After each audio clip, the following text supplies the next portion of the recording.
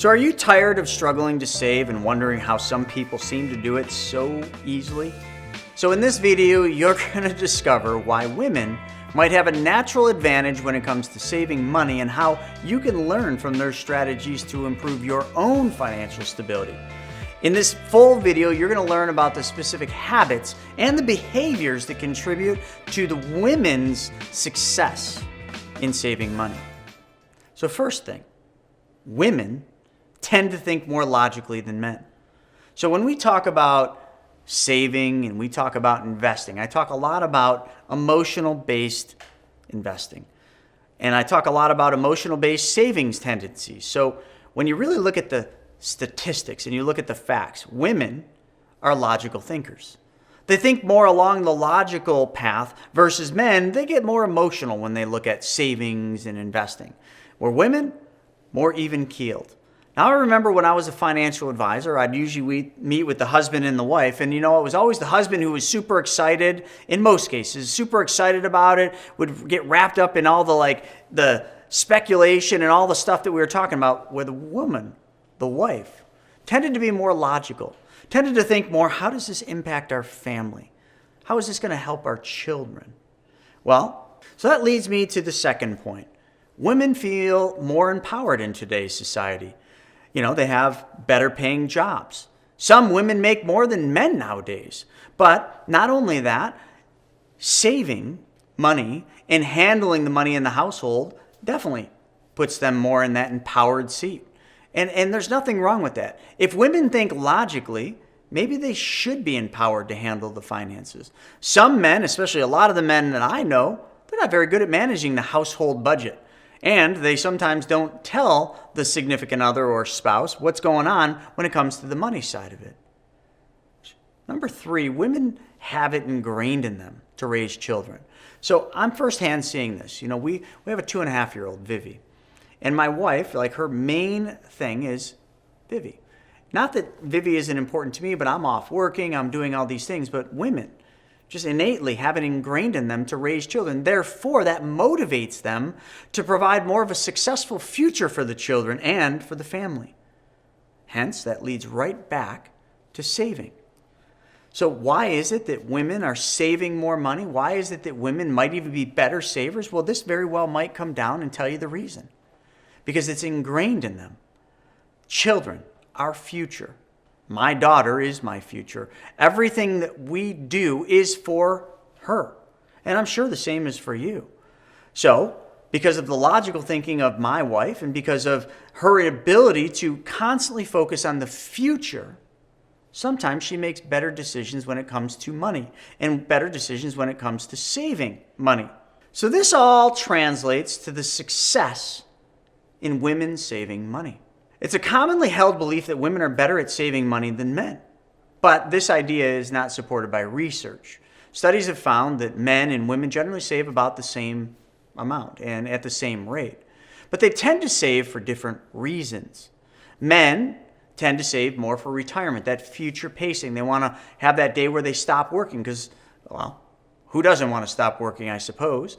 And they focus on investments, while women tend to save more for short-term goals, such as emergencies.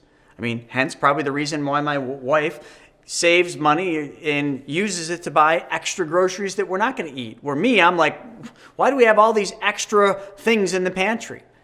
Because she's preparing for the emergencies, and that paid off recently with that blizzard that we just had here in Buffalo, New York.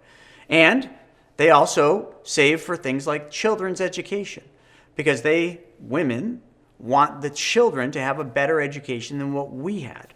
Additionally, women may also face more financial challenges, such as gender wage gaps and the lack of access to credit, which can all make it more difficult for them to save money, but it also makes them want to save more. There was a study done by Bank of America in 2016, and it found that women tend to save more money in cash than men. The study surveyed more than 2,000 American adults, and it found that women have an average of about $11,800 saved in cash, while men have an average of about $9,100 saved in cash. I found this to be really interesting.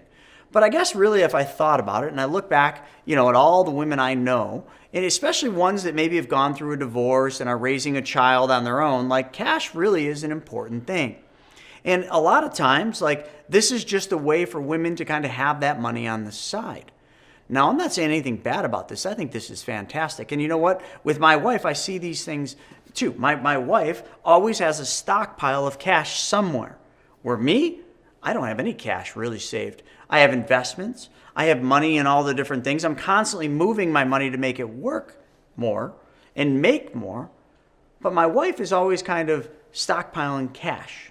And I think the combination of those two mindsets, what I just mentioned on how I use money and save money and invest money, and how my wife does it, I think those two together create a really powerful situation and a powerful position. I'm going to give you some personal examples.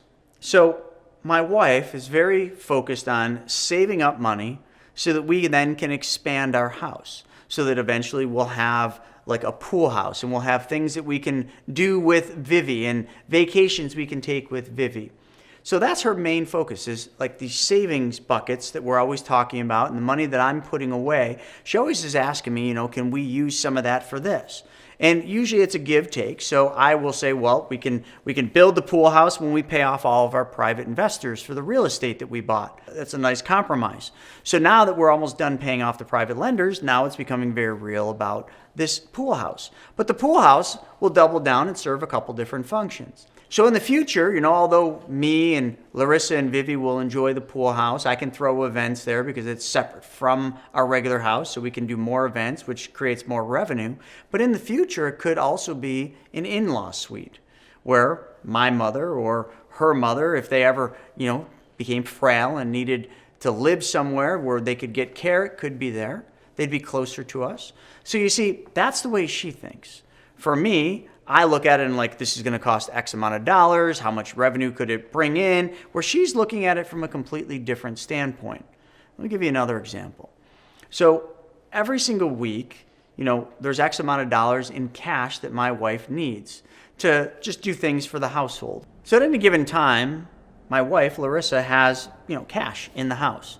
And that cash can be used to pay people to help her, with Vivi. If she needs a babysitter, someone just to come over and just give her some free time to do the things to get caught up, because obviously Vivi's 2.5. And any of you that know what a 2.5-year-old's like, well, maybe yours isn't like Vivi, but Vivi's got a lot of energy. She's constantly running around, doesn't leave much time for Larissa to get anything done. So that cash allows Larissa the ability to do this. Can't use a credit card for things like that. Can't really use PayPal or Venmo for things like that. Cash is still king when it comes to that. But not only is cash king for that, Larissa's always thinking about, well, what about school for Vivi? Are we going to send Vivi to a private school? Is she going to go to a public school? And if she goes to a private school, which school would we send her to? And how much is that going to cost? And how are we saving money for that? Is there money in her savings account? Are we putting money in an infinite banking policy to pay for that? So all these things come up. And then what I do is I say, yes, we've got Vivi's infinite banking policy set up, and here's how much money it's going to have, and here's what I've projected. And Larissa says, well, that might not be enough. And these are logical things. These are logical thoughts. For me, it's emotional for me in some cases, but logical in other ways. But for Larissa, it's all logical thinking.